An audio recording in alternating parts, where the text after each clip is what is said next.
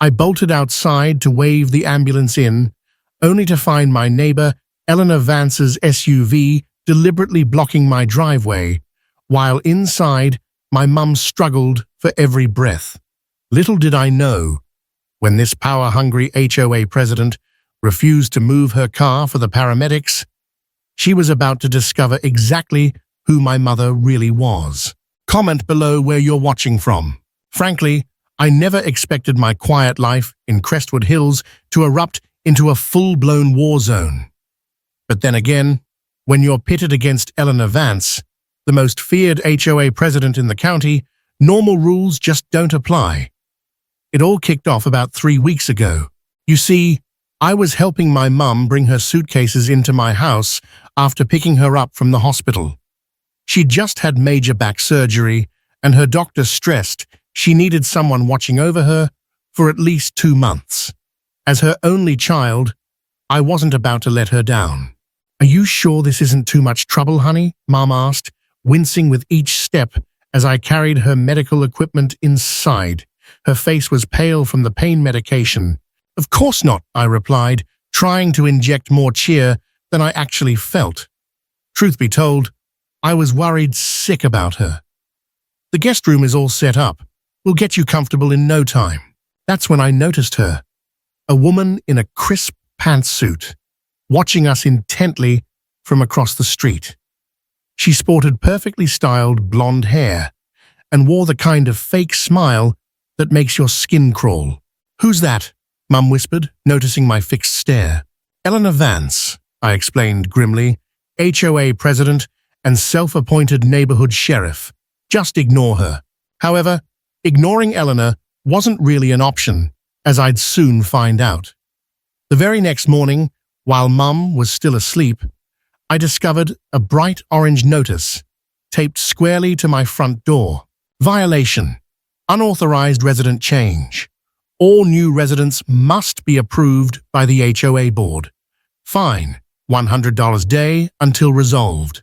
I ripped it down before Mum could see it. The last thing she needed was more stress during her recovery. I figured I'd simply explain that Mum was just a temporary guest, not a permanent resident. Reasonable people understand family emergencies, right? Wrong. By that afternoon, my phone was blowing up with texts from Mark, my neighbor, and arguably the only decent person on the HOA board. "Eleanor called an emergency board meeting about your mum," his message read. "Says medical equipment damages neighborhood aesthetic. Watch your back." Sure enough, I peeked out my window to see Eleanor marching door to door with a clipboard, pausing to chat animatedly with neighbors while pointing directly at my house. My blood boiled, but I forced myself to stay calm. Mum needed peace, not chaos. That evening, while helping Mum with her physical therapy exercises, the doorbell chimed. There stood Eleanor, flanked by 2 other stone-faced board members. "We need to discuss your unauthorized resident," Eleanor announced, trying to crane her neck past me into the house, "and the commercial medical equipment that's been delivered without the proper approval forms." I stepped outside, firmly closing the door behind me. "My mother is recovering from major surgery. She's a temporary guest, not a new resident." Eleanor's eyes narrowed. "Our bylaws clearly state that any stay over 14 days constitutes residency. Furthermore, Section 8, Paragraph 3 prohibits visible medical equipment." "She's my mother, for heaven's sake. She needs help recovering." "Rules are rules," Eleanor replied with a dismissive shrug. "You should have submitted the proper paperwork. The board will need to inspect the premises and interview your guest." That's when I lost it. "Absolutely not. My mother is resting. You will not disturb her." "Then you leave us no choice but to begin enforcement proceedings," she declared, handing me another notice. "This is a formal warning. You have 48 hours to remove the unauthorized equipment and resident, or daily fines will begin." After they finally left, I sat on the porch steps, trying to gather myself before going back inside. My phone buzzed again. It was Mark. "Eleanor's on the warpath. She's been taking photos of your mum's equipment being delivered, says it's evidence. I didn't breathe a word of this to Mum. She'd always been the strong one, the problem solver, not the cause of problems. As I helped her into bed that night, she smiled weakly. "Everything okay, sweetheart? You seem worried." "Just tired," I lied. "Get some rest." The next morning, I called a lawyer friend specializing in property law. She actually laughed when I recounted Eleanor's threats. "They can't prevent family members from staying during medical recovery," she explained. "In fact, that would likely violate state family care laws, and the equipment is protected under the Americans with Disabilities Act. Eleanor doesn't have a legal leg to stand on." Armed with this knowledge, I drafted a formal response letter. But before I could even deliver it, another glaring orange notice appeared, this time stamped "Final Warning." Later that day, I spotted Eleanor blatantly photographing Mum through our living room window while she napped on the couch. That was the absolute final straw. I marched straight over to her house and knocked firmly. When she answered, I thrust my lawyer's letter into her hand. "This explains exactly why your demands are illegal. My mother is staying, the equipment is staying, and if you harass us again, we will file a formal complaint." Eleanor's plastered-on smile never faltered. "Oh dear, threats now? That's another violation." She leaned in conspiratorially. "You must be new here. Nobody wins against me. I've forced out 3 families this year alone." A cold dread washed over me. This wasn't about rules. It was purely about power. That night, Mum's breathing seemed shallow. The surgery had impacted her lung capacity, and her medication carried side effects the doctors had warned about. I checked her oxygen levels regularly, trying desperately not to show my mounting anxiety. "I'm fine," she insisted weakly. "Just need to adjust to these pills." Still, I couldn't shake my worry. I set up a makeshift bed in her room just to keep a close eye on her through the night. Around 3 a.m., I jolted awake to the terrifying sound of Mum gasping for air. Her oxygen monitor was beeping frantically, levels dropping dangerously low. I rushed to adjust her position, helping her sit up, while simultaneously fumbling for my phone. "Hang on, Mom, I'm calling an ambulance." Her eyes were wide with fear as she clutched my hand. This wasn't just a medication reaction. Something was seriously wrong. As I relayed our address to the 911 dispatcher, I heard a car door slam outside. Through the window, I spotted Eleanor's SUV backing into a position that completely blocked my driveway.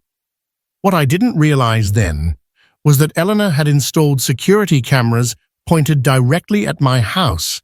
She had seen the lights flick on in the middle of the night and apparently decided this was the perfect moment to assert her dominance. Just as Mum's breathing grew even more labored, I saw flashing headlights approaching.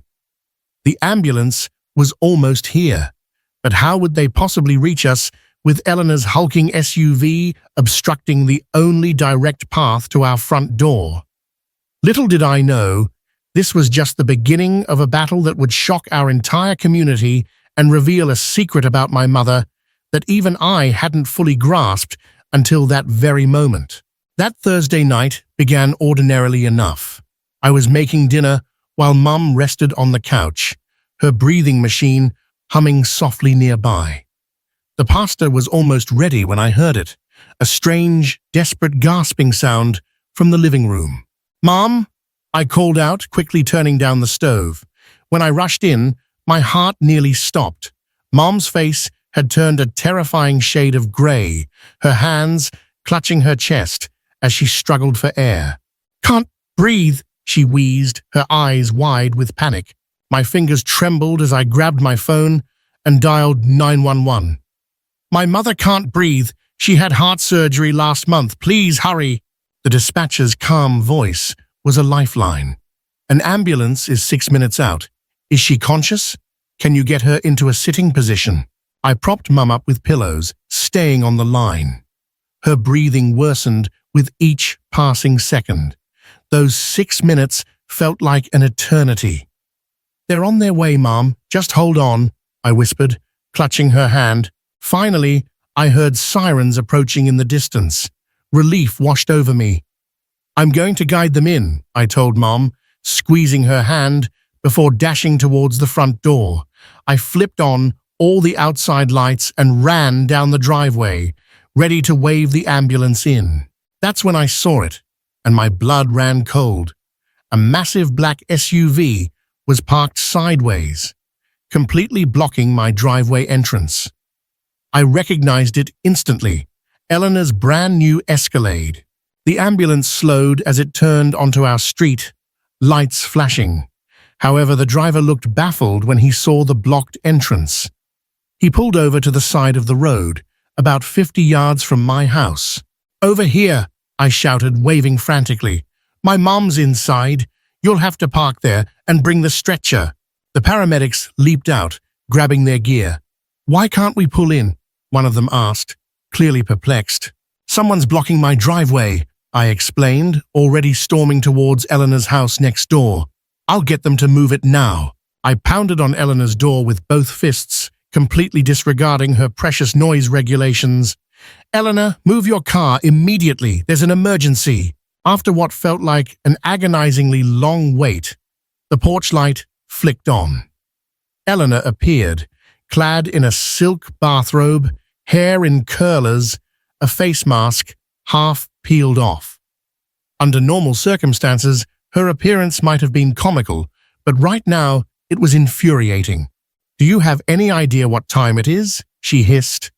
"The HOA quiet hours began at 9 p.m., and it is now 9:42. This is going in my report." I pointed frantically towards the ambulance. "My mother can't breathe. She needs to go to the hospital right now. Your car is blocking my driveway." Eleanor glanced nonchalantly at the ambulance, then back at me. Instead of rushing for her keys, she crossed her arms and leaned against the doorframe. "This area is for residents only. No commercial vehicles without 48-hour written notice. It's in the bylaws, Section 12, Paragraph 8. I couldn't believe my ears. "Are you serious? That's an ambulance. My mother might be dying in there." "Should have followed the rules, she smirked, making absolutely no move for her keys. "Actions have consequences." Behind me, I could see the paramedics were already wheeling their stretcher the long way around, navigating through the neighbor's yard. They were losing precious, critical time because of this woman's insane power trip. "You realize you're breaking the law right now, don't you?" I said, my voice shaking with a mixture of anger and fear. "Move your car, or I'll have it towed." Eleanor laughed, a sharp, ugly sound. "With what authority? I am the HOA president. I know exactly what my rights are." Just then her husband, Richard, appeared behind her. "What's going on?"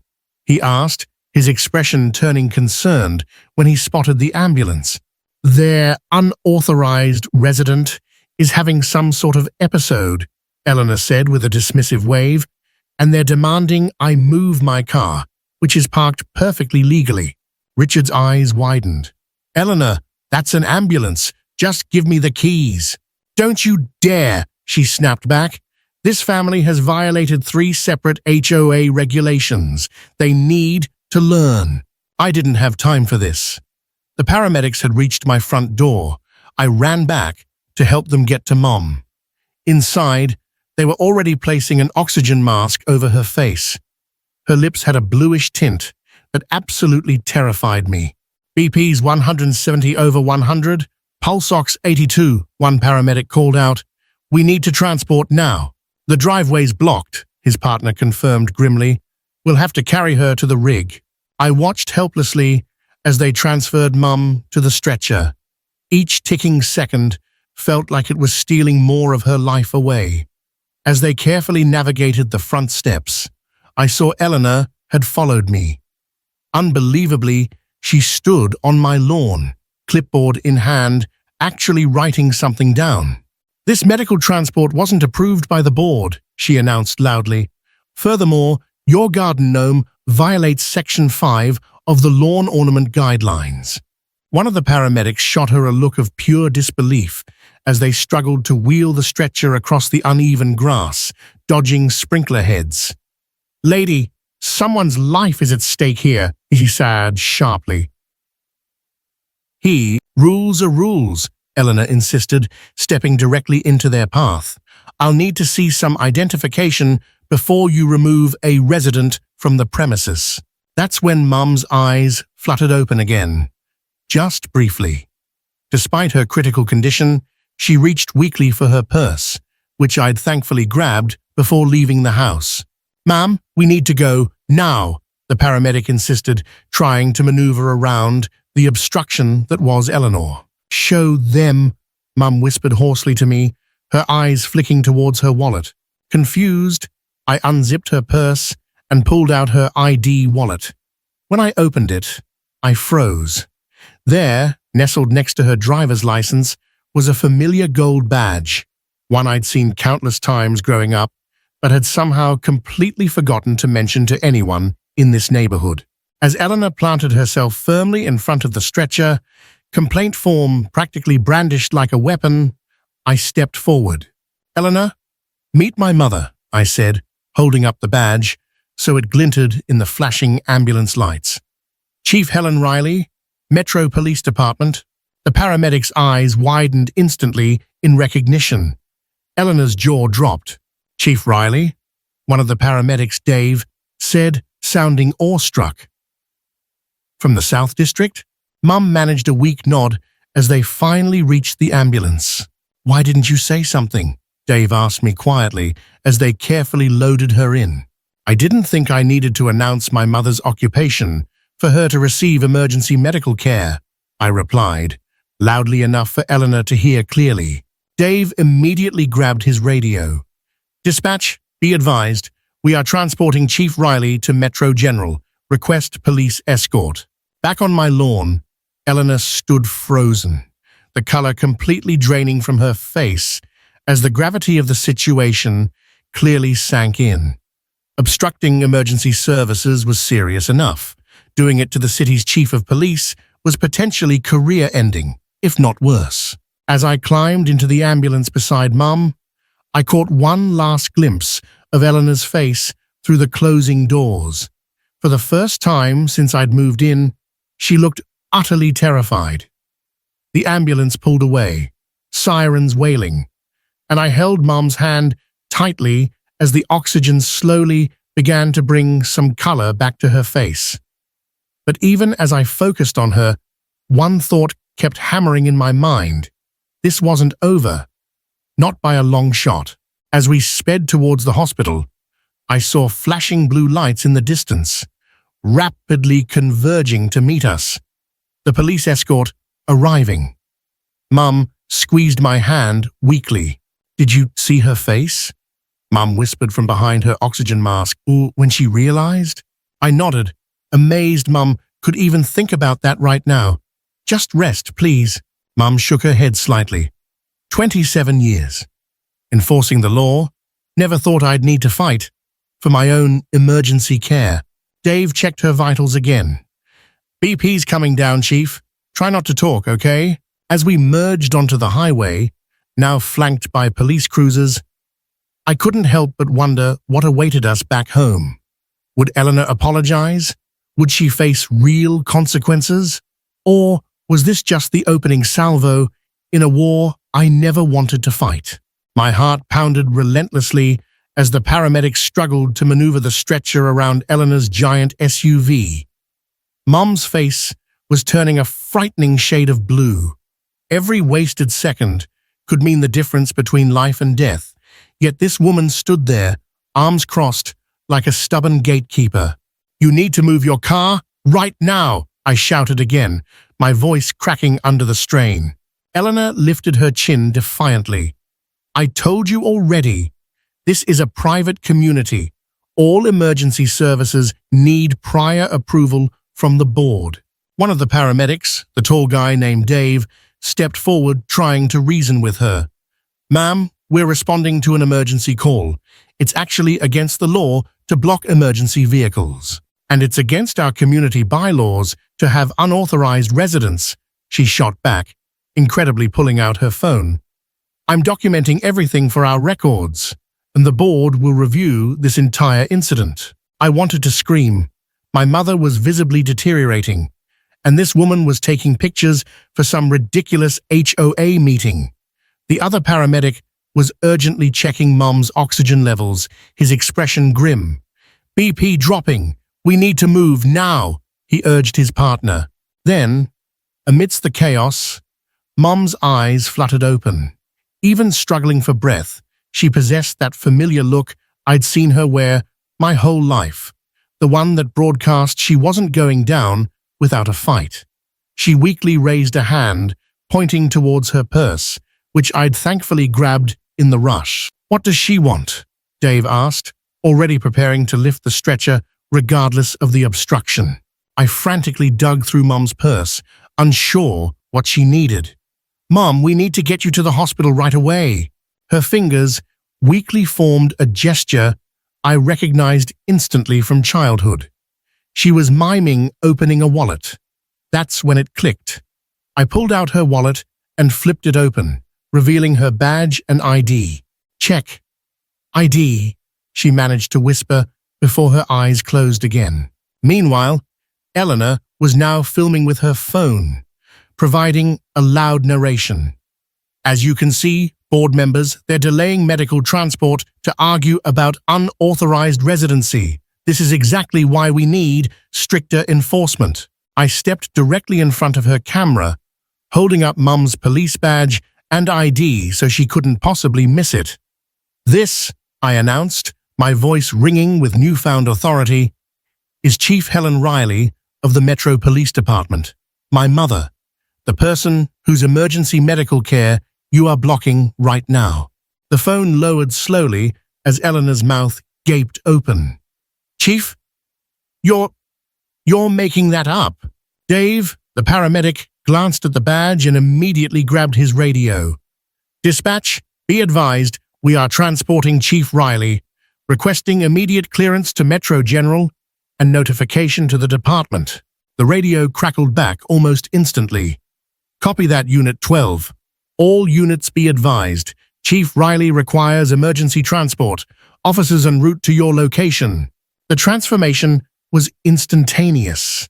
Eleanor's face shifted from furious red to ghostly white in seconds. She fumbled frantically with her car keys. I had no idea. Why didn't you say something earlier? Because it shouldn't matter who my mother is, I shouted back, tears of anger and fear finally streaming down my face. She's a human being who needs help. As if on cue, we heard multiple sirens rapidly approaching. Eleanor finally scrambled into her SUV and moved it, nearly taking out her own mailbox in her panic. The paramedics swiftly loaded Mum into the ambulance, hooking her up to machines that beeped with terrifying urgency. You can ride with us, Dave told me, his face serious but kind. As I climbed in, I saw 3 police cars screeching into our cul-de-sac, lights blazing. Officer Miller, Mum's right-hand man at the department for years, jumped out of the first car. I'd known him since I was a kid. He used to bring me candy when he visited our house for dinner. What happened? He demanded, his normally friendly face hard with worry. Before I could even answer, Eleanor stepped forward, suddenly radiating false smiles and concern. Officer, I'm Eleanor Vance, the HOA president. There was just a terrible misunderstanding. I was merely trying to maintain our community standards when she blocked the ambulance, one of the neighbors shouted. I hadn't even noticed Mark standing on his porch, watching everything unfold. Made them wheel the stretcher all the way around while arguing about HOA rules. Officer Miller's face darkened ominously as he turned his gaze upon Eleanor. Did you deliberately obstruct emergency medical services? I didn't know it was the chief, Eleanor protested, her voice suddenly high and squeaky. That's not what I asked, Miller said coldly, "and it shouldn't matter who needs the help." The ambulance driver leaned out. "We need to move, now. Go," Miller told me, nodding towards the ambulance. "I'll follow with the escort. We'll deal with this situation after." As the ambulance doors closed, I caught a final glimpse of our cul-de-sac. Several police officers were now surrounding Eleanor. More neighbors had come outside, pointing and talking amongst themselves. Mark was showing something on his phone to one of the officers. Had he recorded the whole thing? The ambulance sped through traffic, sirens clearing the way. I held Mum's hand, noticing how small and fragile it felt. This fiercely strong woman, who had raised me alone after Dad died, who had clawed her way up through the ranks to become the first female chief of police in our city's history, was now fighting for every single breath. "Hang on, Mom," I whispered fiercely. "Just hang on." The paramedics worked frantically, monitoring vitals and adjusting equipment. "Her oxygen is stabilizing," Dave reported reassuringly. "We'll be at Metro General in 4 minutes." My phone buzzed. A text from our neighbor, Chloe. "Everyone's talking about what Eleanor did." Mark showed police his doorbell camera footage. "She's in huge trouble. How's your mom?" I couldn't even muster the energy to type a response. All I could think about was Mum. What if we'd been just a few minutes later? What if she'd been alone when this happened? The ambulance radio crackled again. "Metro General standing by, trauma team ready for Chief Riley on arrival." As we pulled up to the emergency entrance, I saw a line of uniformed police officers standing solemnly at attention. News vans were already parked nearby. How did word travel so fast? Through the ambulance windows, I caught a glimpse of the hospital director himself, waiting alongside the trauma team. Dave squeezed my shoulder gently. "Your mom's a fighter, and besides that, she's got the whole force behind her." As they carefully wheeled her out, Mom's eyes opened again, finding mine. She squeezed my hand weakly. "Don't let Eleanor," she whispered, her voice barely audible under the oxygen mask. "Don't worry about her now," I pleaded. Mum shook her head slightly. "Don't let her hurt anyone else." Even now, barely conscious, her first thought was protecting others. The doctors rushed forward, surrounding the stretcher with urgent, focused professionalism. As they wheeled her away, one question burned in my mind. How many other people had Eleanor bullied and harmed with her petty power trips? This wasn't just about my mum anymore. This was about stopping a neighborhood tyrant who believed rules were more important than human lives. The hospital waiting room felt like purgatory. That night stretched into the longest of my life. I couldn't stop shaking, replaying those precious minutes lost, while Eleanor stood there smirking, clipboard in hand. Finally, around 5 a.m., the doctor emerged with the news. Mum was stable. I collapsed into the nearest chair, tears of sheer relief streaming down my face. "She's asking for you," the nurse said gently, touching my shoulder. Mum looked so small and frail in the hospital bed, oxygen tubes still in her nose, but her eyes were as sharp and alert as ever. "Did they arrest her?" were her first words to me. "Who? Eleanor?" I asked, surprised. "I don't know, Mum. I've been here all night." Mum pressed a button on her bed, raising herself slightly. "Call Miller, now." When I pulled back into our neighborhood around 9 a.m., I nearly crashed my car in shock. It looked like a scene from a movie. 3 police cruisers, lights still flashing, lined my street. Neighbors stood on their porches in robes, clutching coffee mugs, whispering urgently to each other. Officer Miller, Mum's steadfast deputy for 15 years, was interviewing Mrs. Garcia from across the street. "There he is," Miller called out when he spotted me. "How's the chief?" "Stable. Furious, but stable," I replied, rubbing my bloodshot eyes. "What on earth is happening here?" Miller's face hardened. "Collecting witness statements, obstructing emergency services is a felony, potentially 5 to 10 years if the victim suffers related health complications. He lowered his voice slightly. And nobody messes with our chief. I spotted Mark waving frantically from his driveway and walked over. Dude, this is insane, he whispered excitedly. They took Eleanor down to the station about an hour ago. She was screaming about her rights the whole time they put her in the car. The entire street saw it. Almost immediately, my phone started buzzing relentlessly with texts from neighbors I'd barely exchanged pleasantries with before. Everyone suddenly had an Eleanor story. The Davis family's children's playhouse she'd had removed. Mr. Peterson's beautiful flowering vines she'd poisoned with weed killer because they grew an inch over the property line. The elderly Andersons, who weren't allowed to have their grandson stay during COVID because of her draconian no extended visitors rule.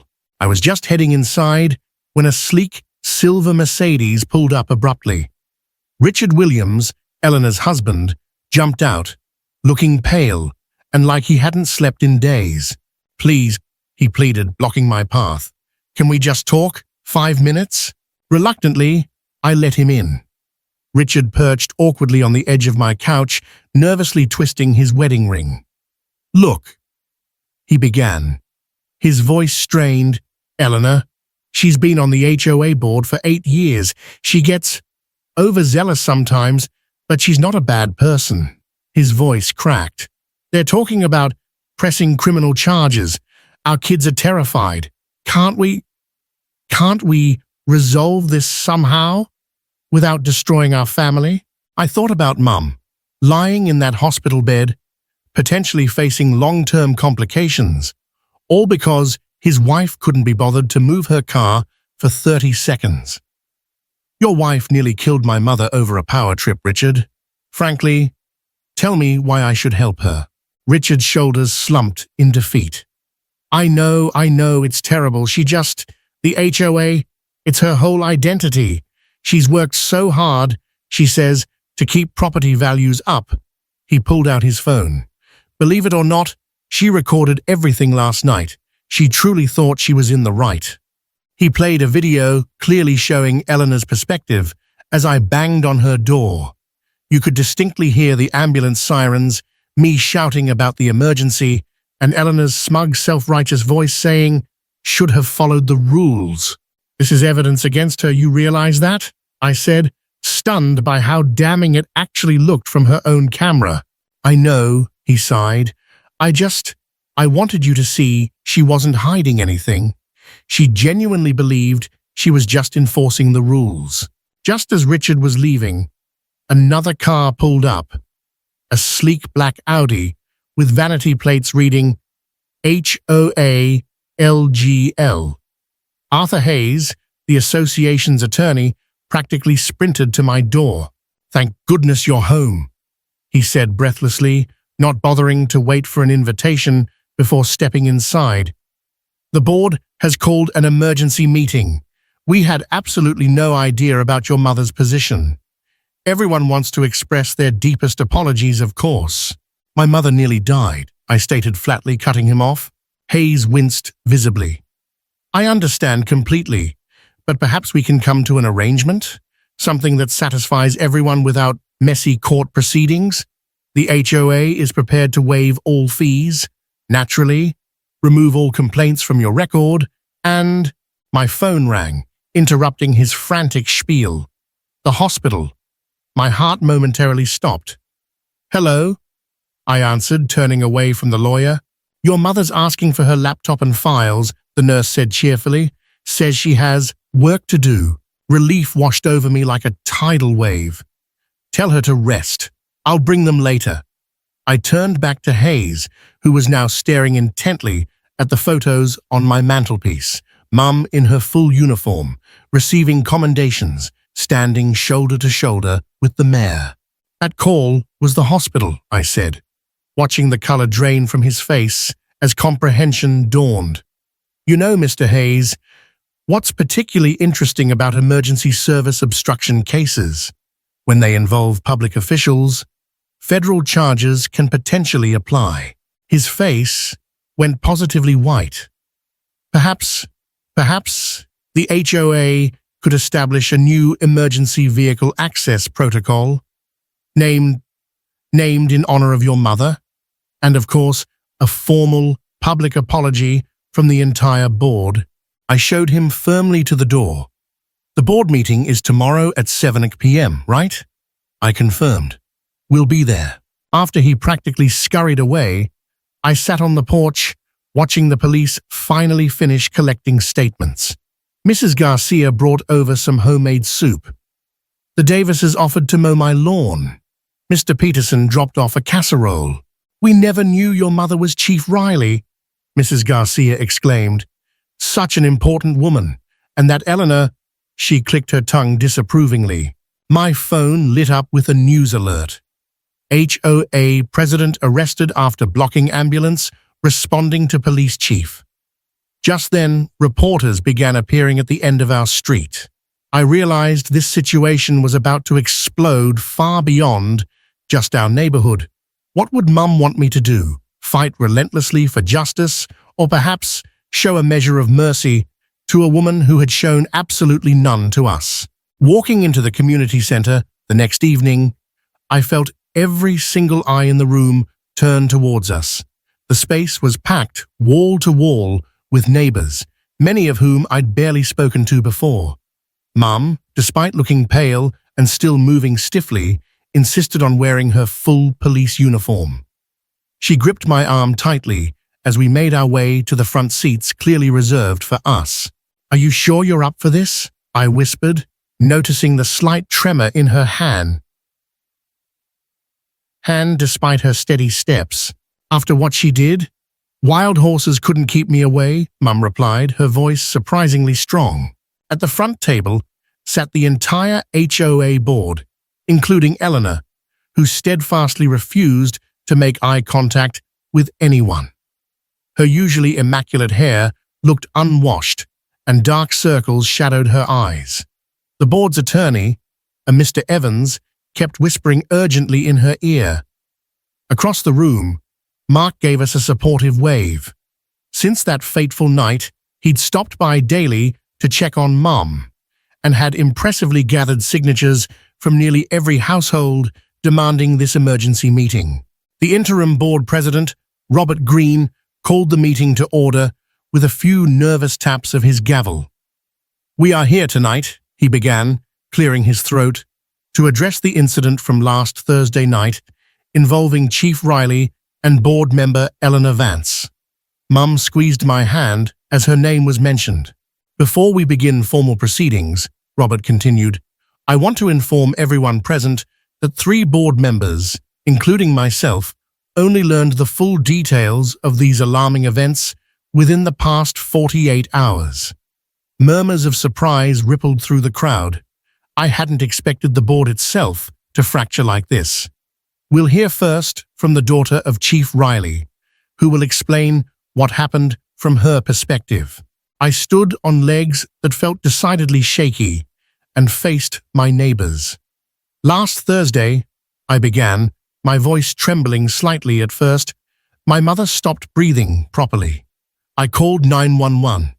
When the ambulance arrived, they couldn't reach our house because Eleanor Vance had deliberately parked her SUV, completely blocking my driveway." My voice cracked with emotion. "Consequently, the paramedics had to wheel their heavy equipment all the way around the cul-de-sac, losing precious minutes while my mother's oxygen levels dropped to dangerously low levels." Gasps echoed through the now silent room. Mrs. Garcia, who lived across the street, stood up without being called on. "I saw the whole thing from my window," she declared passionately. "Eleanor was just standing outside, watching while those poor men struggled with that stretcher through the grass." Robert banged his gavel for order as more neighbors began shouting out their agreement. "What she isn't telling you," Eleanor suddenly interjected, her voice tight and strained, "is that they've been violating occupancy rules for months. The chief doesn't even live here. She's not on the lease, and my mother was recovering from heart surgery," I shot back immediately. "She needed temporary care." Mum gently tugged at my sleeve. "Let me," she whispered. She slowly, deliberately stood up, and the room fell into an absolute, pin-drop silence. "My name is Helen Riley," she began, her voice calm, yet commanding. "I have served as your chief of police for 8 years, and I have been on the force for 27 years. Last week, I nearly died, not because of a medical complication alone, but because someone in this room decided that HOA rules were more important than a human life." Her voice gained strength and resonance with each word. "Furthermore, while I was being loaded into that ambulance, literally fighting to breathe, Mrs. Vance was busy writing up a violation notice for a garden gnome. The responding paramedics have provided sworn statements to this effect." Eleanor's face flushed crimson. I didn't know you were the police chief. How was I supposed to know?" "Would it have mattered if I wasn't?" Mum interrupted sharply, her gaze sweeping the room. "If I were a teacher, a store clerk, a retiree, would my life have been worth less then?" The room erupted in spontaneous applause. Someone in the back shouted loud and clear, "Resign, Eleanor!" Mr. Evans, Eleanor's attorney, quickly stood up. "Chief Riley, my client deeply regrets the misunderstanding. We are prepared to offer—" "This wasn't a misunderstanding," a firm voice called out from the doorway. I turned to see Officer Miller standing there, flanked by 3 other uniformed officers. "Willfully blocking emergency services is a felony under state law. We have more than enough evidence, including witness testimony and video footage, to move forward with charges." Panic finally flashed across Eleanor's face, raw and unfiltered. You can't be serious. Over a parking dispute." "Over attempted manslaughter, potentially," Miller corrected coldly. Richard Williams, Eleanor's husband, whom I'd barely seen before tonight, hurried towards the front. "Please," he implored the room, "there must be another way to resolve this. My wife, she made a terrible, terrible mistake, but she's not a criminal." Mum exchanged a long, meaningful look with Officer Miller before addressing the hushed crowd once more. "I didn't come here tonight seeking vengeance," she stated clearly. "I came seeking change." She pulled out a folder. Inside here are safety protocols currently used by responsible HOAs across the state. Protocols ensuring medical emergencies are handled swiftly and properly. Protocols that include zero tolerance for harassing residents with medical needs, absolutely no blocking of emergency vehicles under any circumstances, and no fines related to necessary medical equipment. She placed the folder firmly on the table in front of the board. "Therefore, I will request the district attorney not press felony charges on one condition. These protocols are adopted and implemented immediately, and Mrs. Vance steps down from the HOA board, effective tonight." The remaining board members looked uncertainly at each other, then glanced towards a stunned Eleanor. Robert Green cleared his throat. I motion to accept Chief Riley's proposal and immediately implement these vital safety protocols." "Second," another board member added quickly. "All in favor?" Robert asked. Nearly every hand in the room shot up instantly. Eleanor's shoulders slumped in defeat as she slowly gathered her belongings. "You'll be hearing from my lawyer," she muttered weakly, but the threat sounded utterly hollow. As she stood to leave, Mark stepped forward. "Before you go, Eleanor," he said, his voice steady, "I think everyone here should know about the other violations you've been selectively enforcing." He unfolded a large spreadsheet. "As it turns out, I've reviewed all HOA complaints filed over the past year. An interesting pattern emerged. Residents who opposed your personal projects or questioned your decisions received violation notices at nearly 3 times the rate of your known friends and supporters." More angry murmurs and shouts filled the room. "I hadn't expected this dramatic twist." "That's slander," Eleanor snapped, but Robert Green was already reviewing Mark's documentation with wide, concerned eyes. "We will need to review all fines issued in the past year," Robert announced grimly. Eleanor pushed past everyone without another word and stormed out of the community center, with Richard trailing behind, looking utterly mortified and apologetic. After the meeting adjourned, neighbor after neighbor came up to introduce themselves, shake Mom's hand, and offer support. Mrs. Garcia pressed more homemade soup into my hands. Mark and his wife invited us over for dinner once Mum felt stronger. I never really knew my neighbors before this, I confessed to Mom as we walked slowly home arm in arm under the streetlights. It took something terrible to finally bring us all together. 2 weeks later, the newly restructured HOA board invited Mum to consult on their emergency protocols, which they officially named the Riley Safety Initiative. Eleanor and Richard put their house up for sale almost immediately, apparently unable to face the community they had alienated. Perhaps the most surprising change, however, came about a month later when I received a certified letter. The HOA was issuing refunds for all medically related fines they had ever collected and sent formal apologies to all affected residents. That evening, as Mum and I sat peacefully on the porch, watching kids play tag in the cul-de-sac as the sun began to set, she smiled, a genuine, warm smile. "You know," she said thoughtfully, "sometimes it just takes one person standing up to a bully to change everything." "You mean you?" I asked. "No," she squeezed my hand firmly. You fought for me fiercely before anyone knew I was the chief. That, my dear, is real courage." As fall slowly turned into winter, Mum recovered enough to return to her own home, though she visited often. Believe it or not, I was actually elected to the new HOA board, where I made absolutely sure that no family would ever have to endure what we did. Sometimes, when I drive past Eleanor's old house, now owned by a lovely young family with twins, I reflect on how one person's cruelty and abuse of power inadvertently led to an entire community rediscovering its heart. And I often wonder if Eleanor ever realized that real power never truly comes from rigidly enforcing rules, but from neighbors finally choosing to care for and stand up for each other.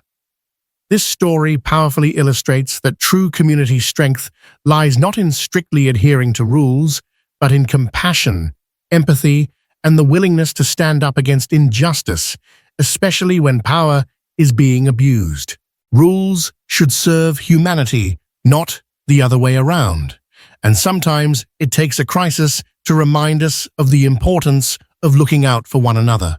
What are your thoughts on this situation?